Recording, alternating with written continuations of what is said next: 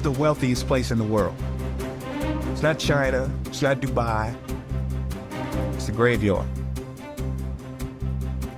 Because in the graveyard, you will find inventions never invented, businesses never erected, songs never sung, books never written, ideas never nurtured, people never realized. But you wanna know something else? You're not in the graveyard, yet. We get one life, and every passing moment, we will never get back again. The problem is, you think you have time. Stop wasting your life.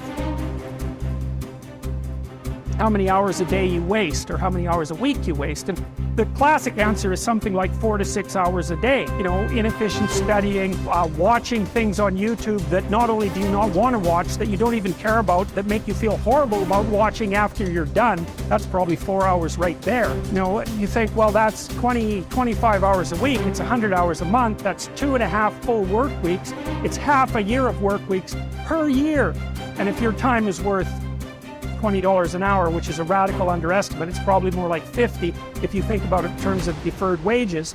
If you're wasting 20 hours a week, you're wasting $50,000 a year. And you are doing that right now. And it's because you're young, wasting $50,000 a year is a way bigger catastrophe than it would be for me to waste it, because I'm not going to last nearly as long.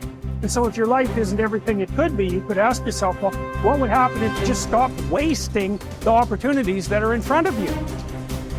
You got to be very intentional and deliberate. The stuff that you're dreaming about, the stuff that you want to happen, it's not going to happen by osmosis. Like, you got to get up and you got to go after it. And what the devil wants you to do, what the enemy wants you to do, is get distracted and focus on stuff you shouldn't be focusing on. He wants you to stay in bed. What he would love to do is for you to waste these next 2 or 3 weeks. People spend time waiting for when the time is going to be right. They're waiting for the pieces to fall into place. They're waiting for the planets to align. They're waiting for everything to be all set. It's not going to happen. You want to know when the time is right? The time is right now. All you have to do to kill procrastination is just start. More active and commendable still is the person who is waiting for the daylight and intercepts the first rays of the sun. Shame on him who lies in bed dozing when the sun is high in the sky, whose waking hours commence in the middle of the day. You have to dedicate every breath, every ounce of energy, and every thought and effort that you possibly have in your heart to becoming what it is you want to be. Because nothing great comes from a position of comfort. Everything worthwhile, everything that is great comes from being in a position of uncomfortable. Nothing worthwhile is easy to get. Everything's going to make you uncomfortable. Get used to it. And if you can get used to being uncomfortable, your limits are non-existent. Everything strives to become all it can possibly be. And that striving to become is what discipline is all about. Disciplining ourselves to fulfill our natural potential to become all that we can be. And finally, discipline attracts opportunity. Opportunity is always looking for ambition and skill in action. Discipline taps the unlimited power of commitment. The human will in action, driven by inspiration, enticed by desire, tempered by reason, guided by intelligence, can bring you to that high and lofty place called the good life. Discipline, those unique steps of intelligent thought and activity that put a lid on temper and a faucet on courtesy, that develop positive and control negative, that encourage success and deter failure, that design lifestyle and control frustration, that enhance health and curb sickness, that promote happiness and manage sadness. Discipline, the start and the continuing process that brings all good things. And remember, anyone can start the process. It's not if I could, I would. It's if I would, I could. If I will, I can. So start the new process. You can begin a new habit no matter how small it is. Small isn't important. Whether or not you start and whether or not you continue are all that is important.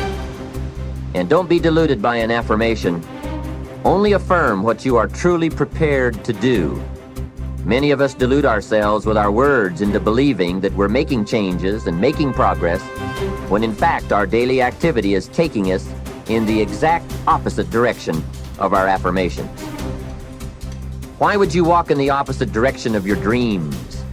The man dreams of wealth and walks daily towards certain financial disaster. The man wishes for happiness and thinks the thoughts and commits the acts that take him to certain despair. So to have a prosperous life, start a prosperity plan.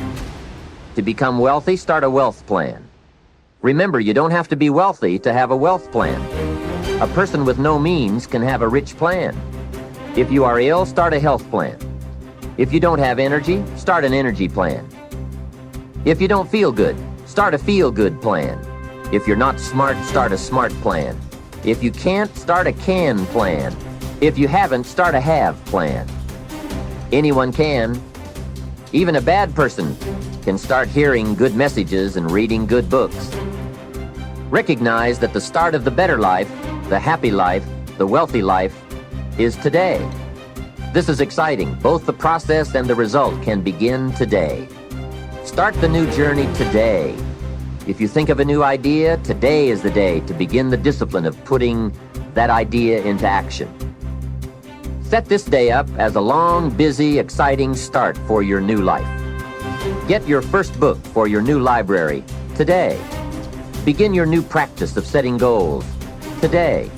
Start clearing out a drawer of your new orderly desk today. Start eating an apple a day on your new health plan today.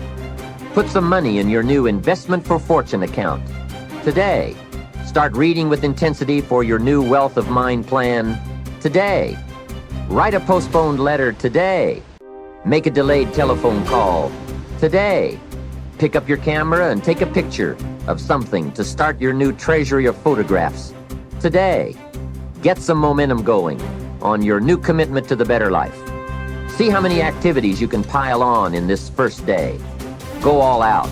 Break away from the negative downward pull of gravity.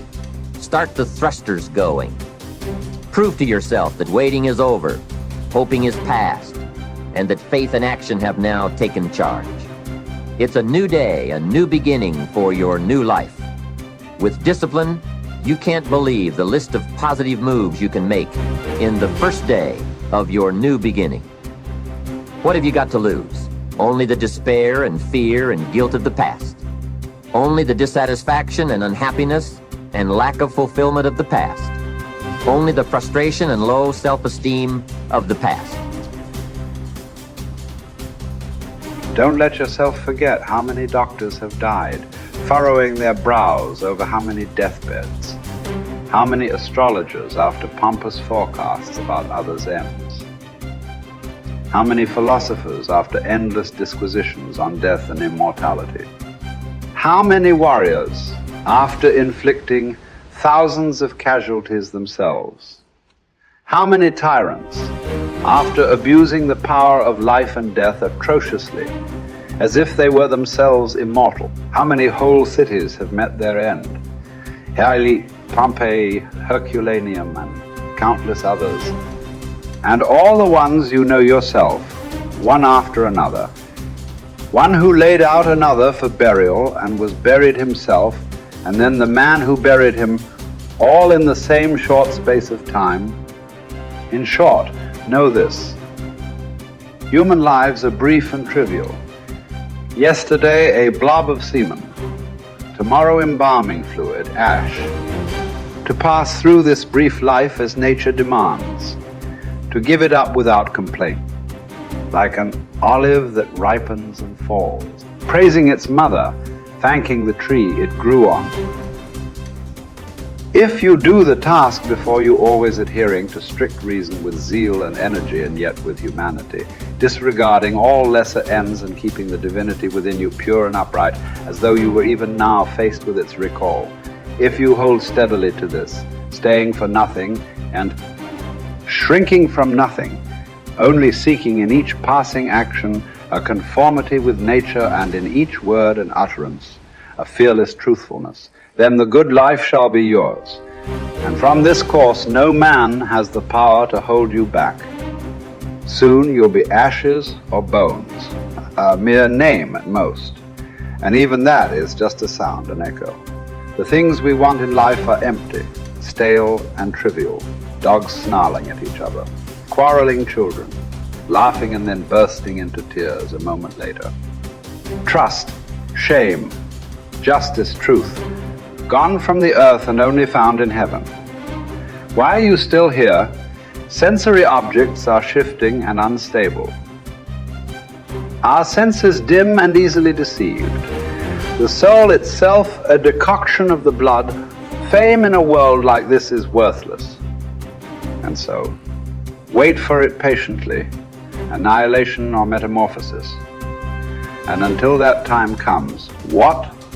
Honor and revere the gods. Treat human beings as they deserve. Be tolerant with others and strict with yourself.